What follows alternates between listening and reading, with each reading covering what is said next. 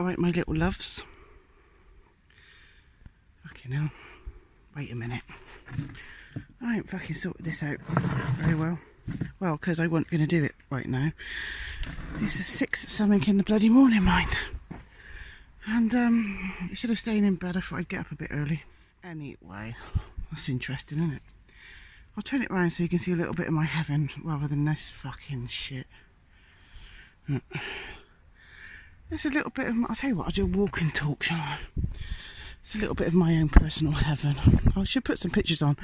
Before lockdown, it was a right shithole, but we sort of put a bit of effort into it since then. Anyway, so, just to let you know, I just want to say thank you to Tina for doing like a little reply video to my angry one. And I got a lot of time for Tina, and I got a lot of time for Miss Jane, and so I just want to say thank you, Tina, for taking the time, A, for listening, and B, for doing a little talk as well. Thank you, I really appreciated it. I listened to it, and I totally agree with you, mate. Totally agree with you. These are what I made from, I didn't make them, did I? From seed. He's a big one, isn't he? About 5'5".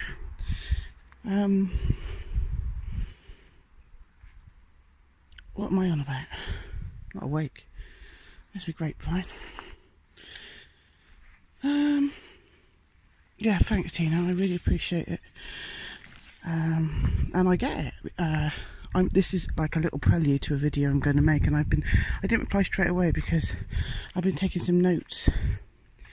Because a lot of things have been happening since my little angry rant, and I think it's been really positive. There's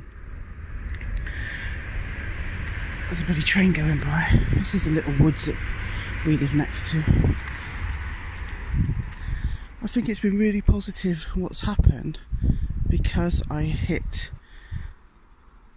not the pinnacle of anger obviously, but I was far too fucking close. I mean, before then, I always said, right, I'm not taking this fucking vaccine, I'm not doing this, I'm not doing that.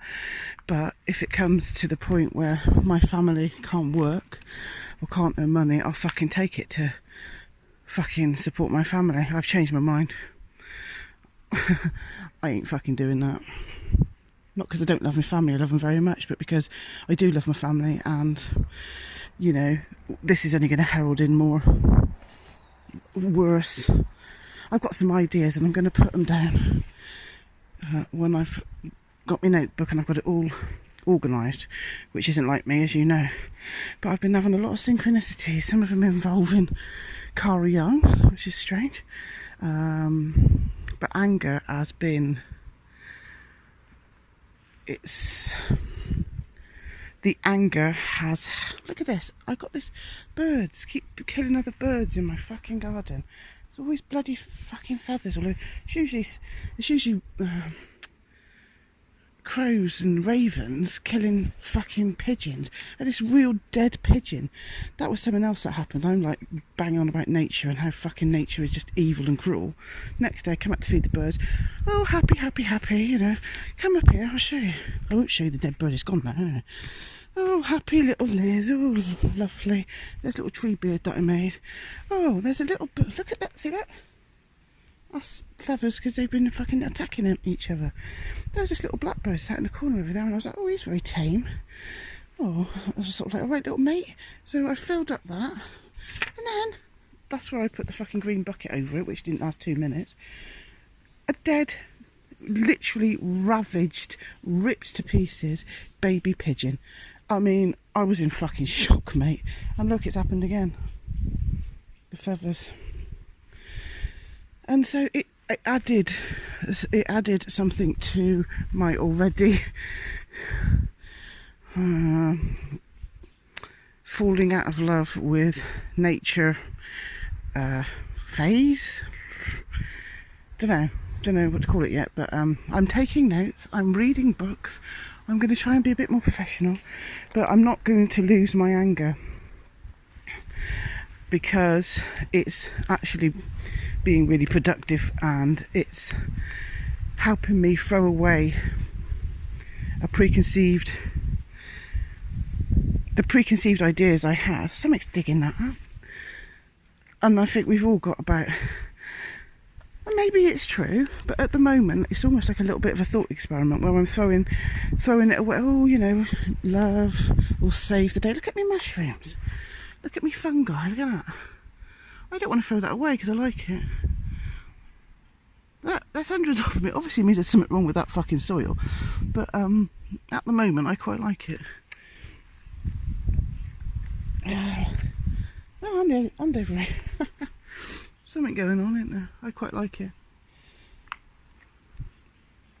So, you know, oh, look on the positive side, you know, all of that. And I totally get it. And I know anger, like Tina says, is a double-edged sword. I've had it. I remember, as you might know or might not know, something's been digging holes in my garden, bloody mole or something. It's Frodo's garden. So my little dog's buried under there. Frodo's garden. What was I saying? This is only supposed to be a short one. I don't know what. See what happens? You get short to the point when I'm fucking pissed off. I was going to do like a professional one with notes, but I just want to do a little prelude and now it's all gone to shit. No, I 100% get what Tina says about anger being a double-edged sword. Some of you might know that I'm now back in the job that I love, and I had to leave that job 7 years ago for some personal issues. Blah blah blah blah blah. Went through a really, really bad time in our family. I'm now back in a job I love. Potentially could be kicked out because it's working with vulnerable people, so I could potentially need that fucking magic spell shit that they want to put on us. But anyway, so and obviously it was a massive deal for me to even apply for the job again, for lots of different reasons. And so I was just like, I had some tarot cards and I got the book that Thomas said. I don't really know what I'm doing, but I was putting all my faith in chaos magic and hoping to God that it was true, that you don't have to be some fucking seer to be able to tap into truths and, you know, make this shit work. I was hoping that was true, and I think it fucking was true, because I didn't know what I was doing with the tarot cards. I had this bloody book on one side, I had the bloody tarot cards on the other. I was like reading anything I could, looking at Thomas's videos, trying to fucking work out what the fuck I was doing. Anyway, these tarot cards said, basically in a nutshell, they said, yeah, it could be the best fucking move you make, but you do realise if you carry on the way you've always carried on, it's gonna end in shit. I know exactly what that meant, and that was to do with my anger. So let's have a look at this. This is like 20 odd years old, this grapevine, but we've had to cut it right back because it was growing all over there, and we used to have a shed anyway. We cut it right back, and so this is, see, from the ground, oh shit, to that's just a couple of months growth. It used to take over the whole of the garden, so we had to chop it right back, start again this year. That's just a couple of months growth. Fucking mad, isn't it?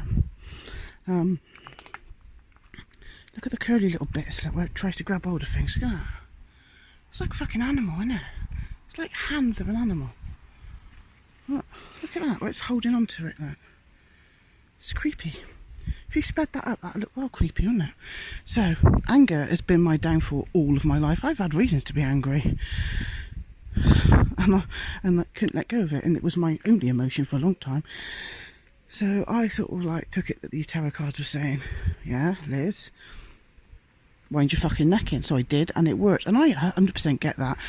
But at the moment, I'm doing, like I say, a little thought experiment where I'm throwing away the accepted rule book, for want of a better word, regarding not letting your anger, don't let your anger sort of like take over, and because it is negative, and I'm ignoring that at the moment, and I'm ignoring, you know, the ideas of duality.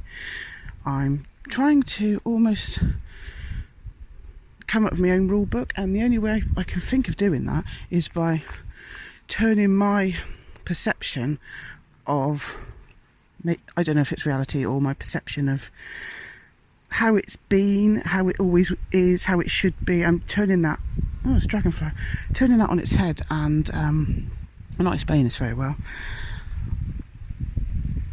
It's almost like I'm looking at everything in a negative way, and that's not healthy. But I'm doing it to unbrainwash myself. And the weird thing is, for some reason, I've been wanting to buy a Carl Jung book for a long time, because obviously Thomas talks about him, and I'm like, oh, I suppose I need to get into that. Oh shit, now need to have a little look at that. And I didn't have a clue what to fucking do, so I just bought Archetypes of the Unconscious. Christ almighty, if that isn't an affirming synchronization in my life, I don't know what is. The things he talks about in the archetypes, and you know how the king's got to die. The king's got to die for the sort of beautiful, I don't know, princess or whatever to wake up again, because she's been in like a slumber. Oh, that's my fucking alarm clock. Hold on, I'm supposed to get out of bed now. The king's got to die, which, I mean, I might be getting it wrong, but at the moment I think that means the preconceived zeitgeist. I don't know, maybe that is like Christianity's belief, or I'm even going to say the pagan belief. I'm going to say it, even though I was drawn a little bit more to that than Christianity and all that. I've been through it all, mate. Fucking Jesus on my bloody arm, for Christ's sake. So I'm throwing it all away, and I'm not looking at the beauty of nature. I am on a superficial level, but I'm trying to look at the fucking ugliness of nature, and I'm sort of starting to think that the beauty and love are trapped to keep us here, because I've always kind of believed in reincarnation. And I come to the conclusion that I don't want to fucking be reincarnated back here, thanks. It's fucking hell. It is hell. I don't like it at all. And you've only got to realise what goes on with the fucking elites to realise that. So this is all thought experiments, guys. This isn't going to be a forever negative, nihilistic... Don't forget what my name is. This isn't going to be a forever thing, because I'm actually feeling empowered, and by going through this process. And so Carl Jung talks about this dream this bloke had, and he sort of interprets it, and it's this bloke had a dream that there was a white magician dressed in black and a black magician dressed in white, and I'm forgetting it already. This black magician dressed in white came up to the white one and wanted some advice, because what had happened was the king wanted to choose a burial site, and so he chose the tomb of where this virgin was. And so when they opened up the tomb, this virgin turned into a black horse and galloped away. A beautiful black horse galloped away, and the black magician dressed in white chased this horse, and all over the desert, through the barren lands, and it was, really hard. And then he got to the other side, and he got to like the greenery and the the lushness and all of this, that, and the other. And then he was given the keys to paradise or something, and then the bloke woke up. So, and what Carl Jung's saying is, the king has to die. The king, the preconceived ideas, all the zeitgeist, all the whatever's in people, the flavour of the month idea has to die in order for I think it's anima, to reawaken, the beautiful virgin to reawaken and fuck off before, and it has to go through that barren stage of, probably, I think that's what I'm going through at the moment. I'm going to try and think of it like that anyway. So I'm in quite a nihilistic place, because I feel like I'm trying. It wasn't on purpose. I didn't just get angry and get pissed off with nature and my preconceived ideas. It wasn't like a pre-planned thing, but now I'm thinking about it more. I can direct I can direct it, kind of thing. So I think that's what I'm going through at the moment. I feel like I'm now on purpose throwing away. It's nice, isn't it? Thistle. The rule book. So, you know, the king's dying, and the animate, I think, is beginning to wake up. So the virgin with the vitality and the new idea, if you want, is beginning to wake up.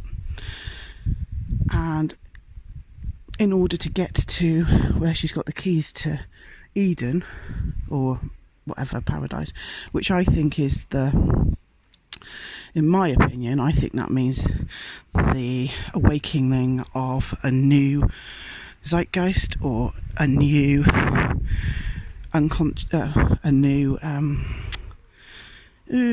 collective consciousness.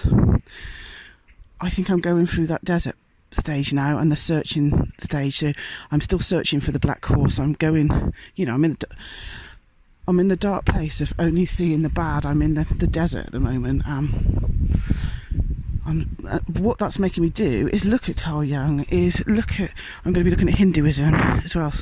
I was always interested in that, and somebody reminded me, I think it was Michael, reminded me, Hinduism, and I want to be looking at all these religions that maybe think about reincarnation and what do they actually believe about that, blah blah blah.